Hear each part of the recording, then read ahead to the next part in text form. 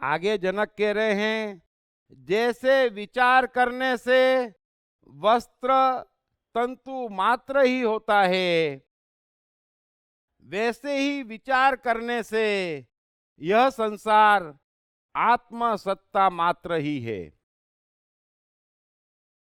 दुनिया की किसी भी स्टोरी में कभी भी इतना बड़ा टर्निंग पॉइंट नहीं आया है। जनक ने सवाल पूछा, अष्टावक्र ने समझाया, और अब अष्टावक्र सुन रहे हैं और जनक बोल रहे हैं। क्या ट्विस्ट आया है, हैं? सो आगे जनक कह रहे हैं कि जैसे विचार करने से वस्त्र तंतु मात्र ही हो जाता है, वैसे ही विचार करने से ये संसार भी आत्मा और परमात्मा हो जाता है। बस एक दृष्टि परिवर्तन की बात है। हम ये शिक्षा लेते हैं जो डे टू डे लाइफ में उपयोगी है, पर सत्य नहीं है ना? कि ये शर्ट है, ये पैंट है, ये स्कर्ट है तो तंतु से बना, है तो तंतु। बड़ा ही गजब का उदाहरण जनक दे रहे हैं। बस वैसे ये संसार है, जो कुछ भी है तो आत्मा का ही विस्तार। मन बुद्धि अहंकार से निकला है, वो आत्मा के अधीन है, आत्मा की पेरीफेरी पे है, वो ज्यादा सत्य है। बस तो विचार करने मात्र से हर चीज परमात्मा नजर आ रही है, और हर चीज परमात्मा है। वो परमात्मा क्यों नहीं है? क्योंकि हमारे में आर्ट नहीं है, इसलिए हमको संसार नजर आता है। और जिनको संसार नजर आता है वो भेद खड़े करते हैं, वही भेद खड़े करते हैं, ये पाप, ये पुण्य, ये अच्छा, ये बुरा। कृष्ण पूरी गीता में 50 बार कहते हैं कि न पाप, न पुण्य, न अच्छा, न बुरा। ये बात ही बुनियादी तौर पर गलत है। यह नजर आता है, ये तुम्हारा अज्ञान है। परमात्मा नजर नहीं आता, इस बात की खबर है, बाकी परमात्मा ही है।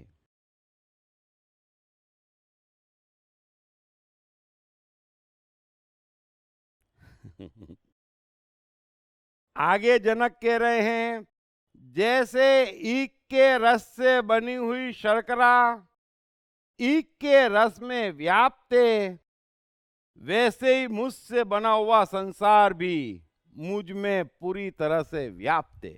वाह!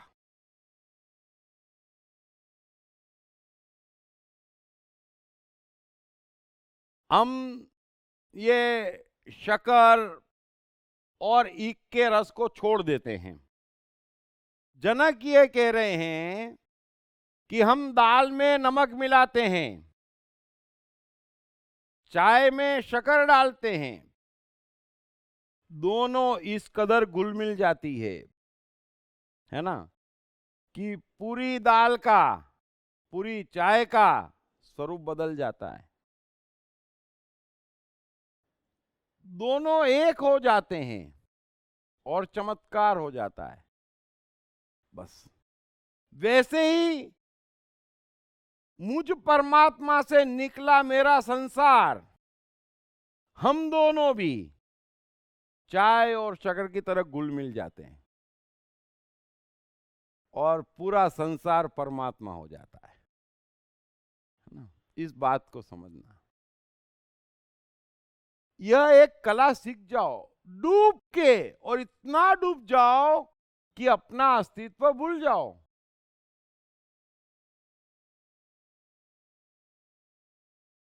यह दृष्टि ही गलत है कि कृष्ण रास कर रहे हैं। नहीं, रास चल रहा है। कृष्ण भी रास है और रास चल रहा है, कृष्ण नहीं है। यह जो भाषा है अज्ञान की, वो हावी हो गई है। कृष्ण ने छल किया, छल ही था, ध्यान से देख, और कुछ भी नहीं था वहां, सिर्फ छल था उस समय, और कुछ भी नहीं था। और यह जो कला है, परमात्मा मान के डूब जाने की, जिसमें ये कला डेवलप हुई, वही ऐतिहासिक हुए। थोड़ा एडिसन का जीवन पढ़ लो, थोड़ा मोजार्ट का जीवन पढ़ लो। मोजार्ट संगीत है, एडिसन मिस्टर प्रयोग है। वो एडिसन है ही नहीं। तुम सारी चीजें एडिसन में खोज रहे हो, वो मिस्टर प्रयोग है। यही बात जनक कह रहे हैं कि जैसे ईख का रस शक्कर में है और इस कदर एक हो जाता कि अलग नहीं किया जा सकता, जैसे चाय में डाली शक्कर, ऐसी घुल मिल जाती, उसकी वैल्यू तब आती जब बगैर शक्कर की चाय हाथ में आती है ना, किस कदर घुल मिल जाती। बस वैसे ही मैं अपने संसार में अब घुल मिल गया हूं।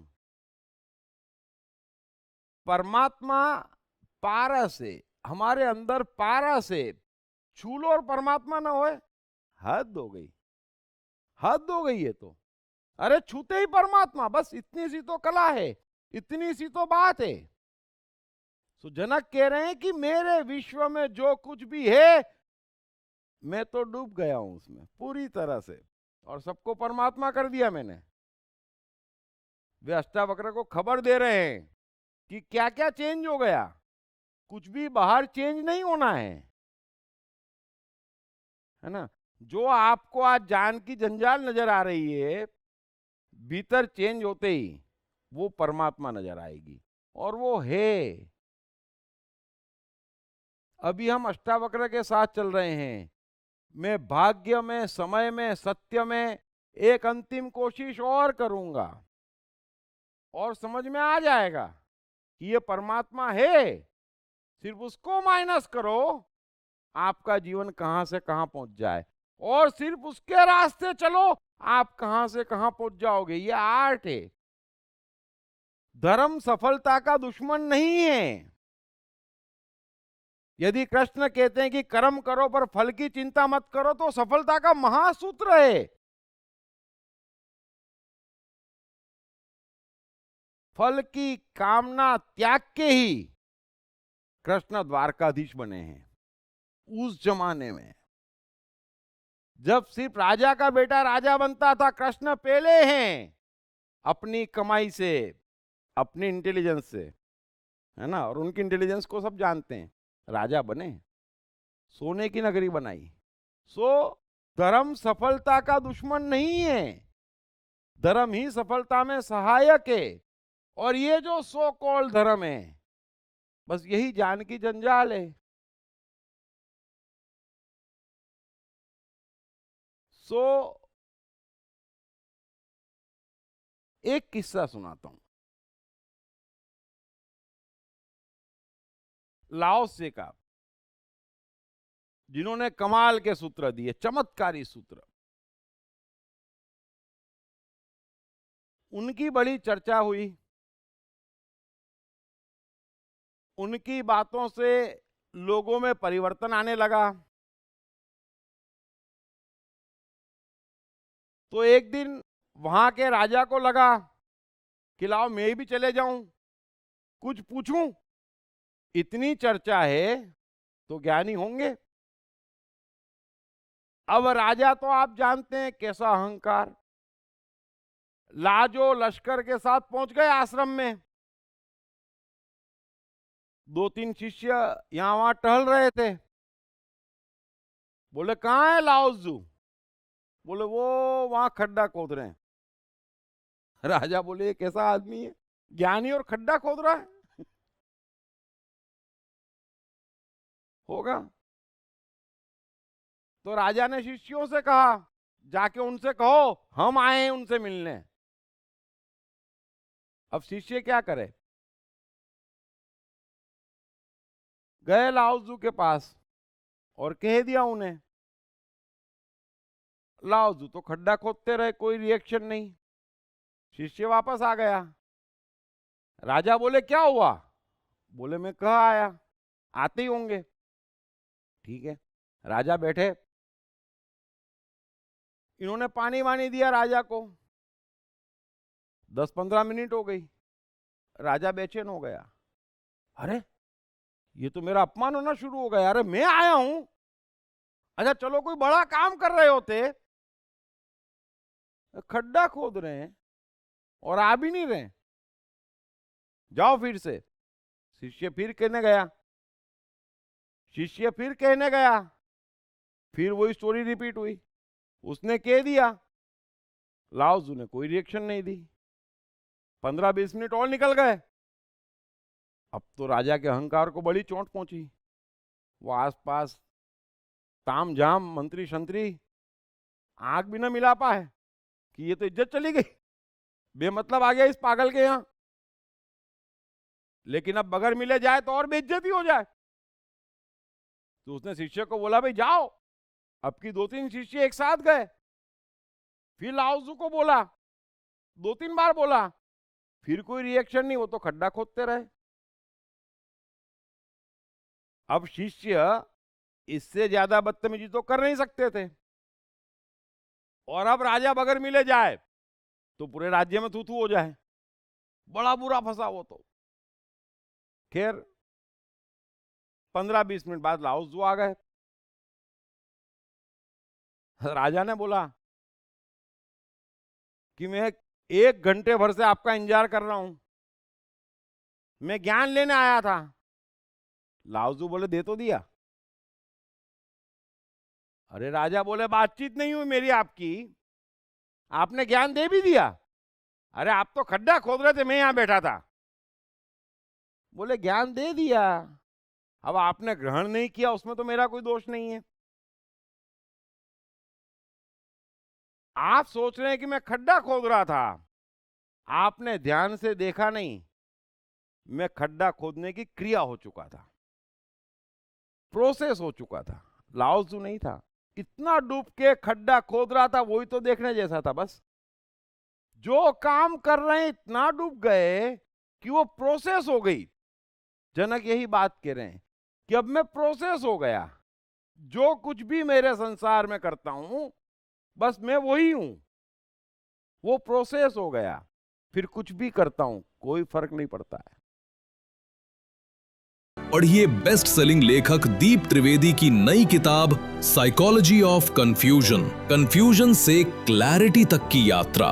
ये किताब अंग्रेजी, हिंदी और गुजराती में सभी प्रमुख बुक स्टोर्स और ई-कॉमर्स साइट्स पर उपलब्ध है। आगे जनक कह रहे हैं कि आत्मा के अज्ञान से संसार भासता है और आत्मा के ज्ञान से नहीं भासता है।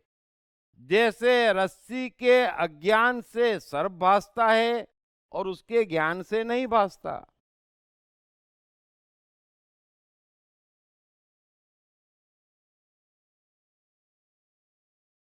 जनक कह रहे हैं कि भीतर आत्मा परमात्मा का अज्ञान हो, भीतर आत्मा परमात्मा का अज्ञान हो तो बाहर संसार दिखता है ना। और सबसे ज्यादा संसार किसको दिखता है? ये ज्ञान देने वालों को। तो ये खबर है इस बात की कि तुम्हें आत्मा परमात्मा का कुछ पता नहीं है, इसलिए तुम संसारी, तुम संसारी, तुम पापी।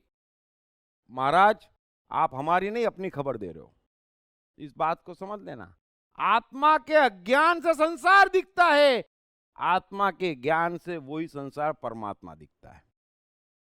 परमात्मा कोई ऊपर थोड़ी ही है, कोई हवाई चीज थोड़ी ही है। गॉड ओमनी प्रेजेंट है, या तो है या नहीं है, इस बात को समझ लेना। या तो हमारे जीवन में भगवान है या नहीं है, और है तो चारों ओर सब में सब कुछ परमात्मा है। हमें रहस्य नहीं मालूम, हमारे पास दृष्टि नहीं है, भगवान की बख्शी सुप्रीम इंटेलिजेंस हम वापर नहीं पा रहे हैं, क्योंकि दृष्टा के निकट नहीं जा पा रहे हैं, कर्तापन में फंसे हैं। इन अज्ञानियों ने फंसवा दिया। सो बड़ी सीधी बात है कि आत्मा के अज्ञान से संसार भासता है। यदि किसी को भी किसी भी कारण से रत्ती भर कहीं पे भी कुछ भी परमात्मा से कम नजर आ रहा है तो वो उसका अज्ञान है। जो कबीर कहते हैं ना, और ये अज्ञान क्यों है, और ये अज्ञान क्यों है? मैं के कारण। समझ लेना, एक ही अज्ञान है, मैं, मेरे, मेरा।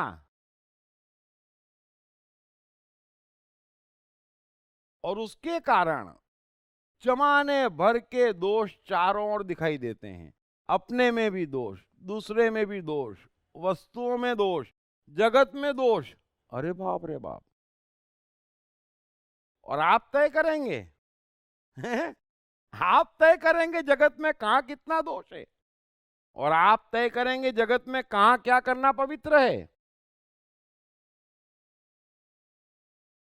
कितना अहंकार, कितना अज्ञान। सो कोई भी दोष देखता है वो अपनी खबर दे रहा है। और इसीलिए कबीर कहते हैं कि बुरा जो देखन में चलिया, बुरा न दिख्या कोई।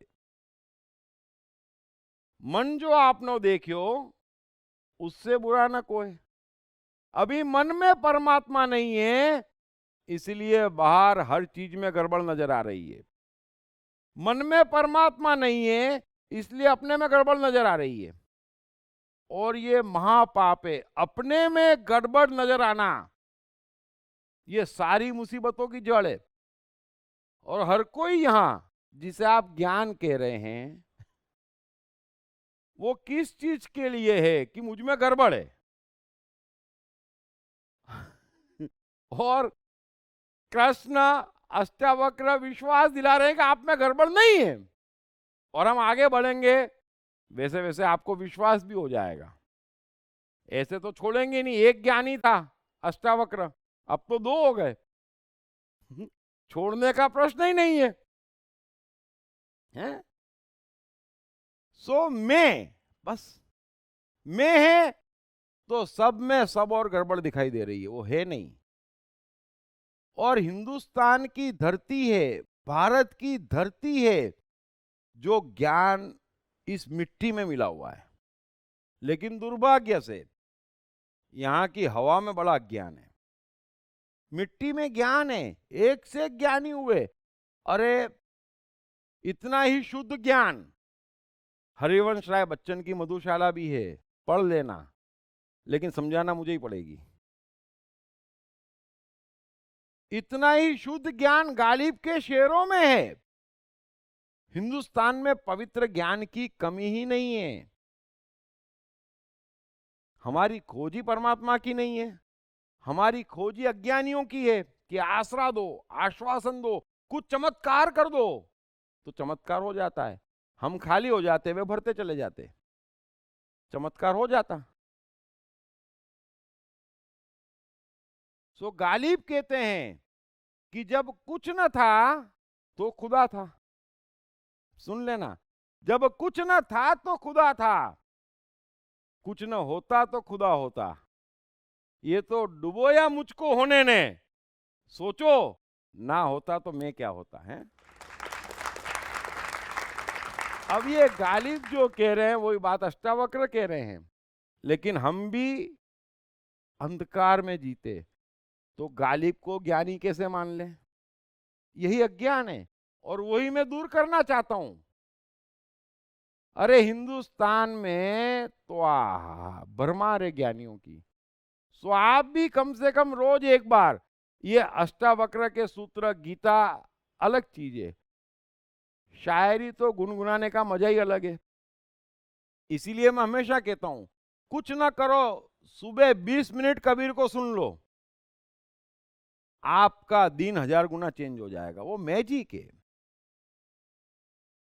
लेकिन अभी क्या क्या पढ़ते, और आजकल के यंगस्टर तो पूछो ही मत। और इसीलिए 50 साल की उम्र में भी पापा से पैसा मांगते हैं। बाबू अरे क्या हालत बना रखी है। सो रोज एक चीज बोलो कि कुछ ना था तो खुदा था, कुछ न होता तो खुदा होता, डुबोया ये मुझको होने ने, ना होता तो मैं क्या होता।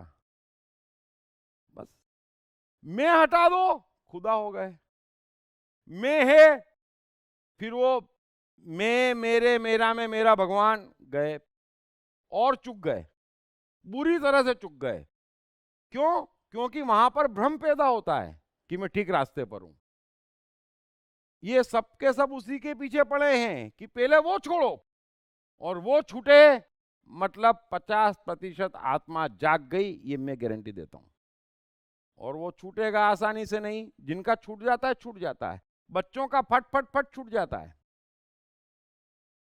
लंबी कंडीशनिंग होती, चलो ये नहीं तो नाम के आगे 2 का लगा दे, कुछ तो चाहिए, है ना। या तो छोटी ऐसी बनाए, लेकिन कुछ भी नहीं चाहिए, सब परमात्मा है। और सब परमात्मा है तो बात समाप्त हो गई। और जब तक सब परमात्मा नहीं है तब तक कुछ नहीं होना है। एक चीज समझ लो, इस महान सत्य का सार समझ लो।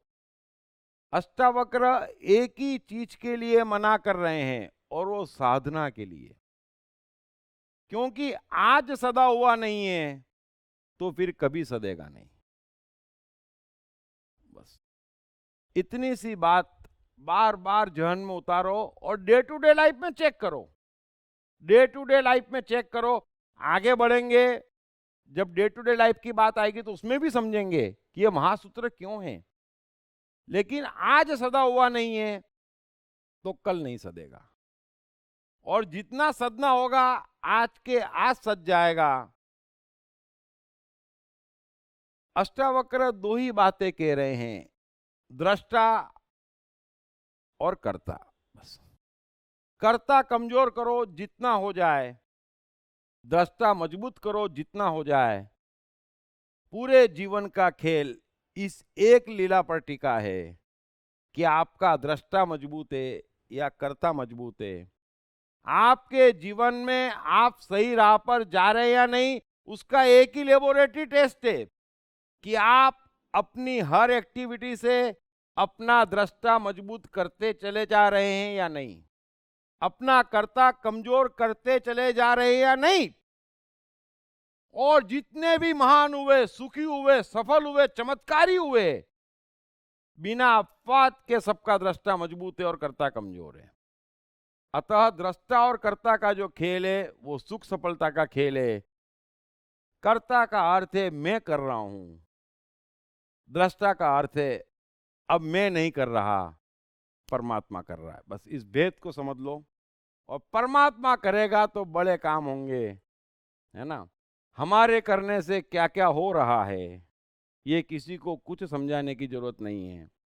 सो हमें यहां रिलैक्स करने को भेजा है कि तू आराम कर, परमात्मा है ना, है।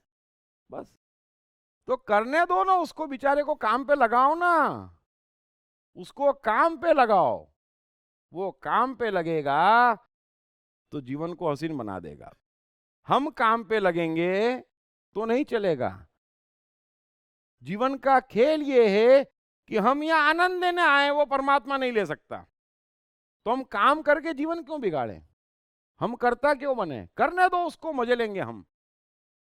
इसीलिए कहते हैं कि इंसान का स्वरूप परमात्मा से भी एक कदम ऊंचा है, क्योंकि काम वो करता है, मजा हम लेते हैं, है ना। अभी उसने तो हवा बना दी, उसने चांद बना दिया, मजा कौन ले रहा है। उसने स्विट्जरलैंड बनाया होगा, बना दे,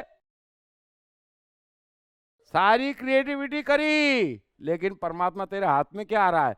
अरे बोले तू मजा ले तब आएगा, है? तो हम बड़े हैं, जरा विश्वास जगाओ। ये विश्वास दे रहे हैं कृष्ण, ये विश्वास दे रहे हैं अष्टावक्र, यही विश्वास दे रहे हैं सभी ज्ञानी लोग, क्योंकि उन्हें दुकान नहीं चलानी है। इस बात को समझना। सो विश्वास जगाओ, हम यहाँ आनंद लेने आए हैं। हमारी ये स्क्रीन बड़ी कीमती है, इसको दुख न पकड़े, चिंता न पकड़े, और वो एक ही कंडीशन में संभव है ना, जब सबसे बड़ा आर्किटेक्चर हमारे बिहाफ पे काम करे, है ना। तो उसको काम पे लगाओ और आप निवृत्ति पाओ। So thank you very much. हम 15-20 मिनट का ब्रेक लेते हैं और फिर इसको काम पे लगाते हैं, है ना। पढ़िए बेस्ट सेलिंग लेखक दीप त्रिवेदी की नई किताब साइकोलॉजी ऑफ कंफ्यूजन, कंफ्यूजन से क्लैरिटी तक की यात्रा। ये किताब अंग्रेजी, हिंदी और गुजराती में सभी प्रमुख बुक स्टोर्स और ई-कॉमर्स साइट्स पर उपलब्ध है।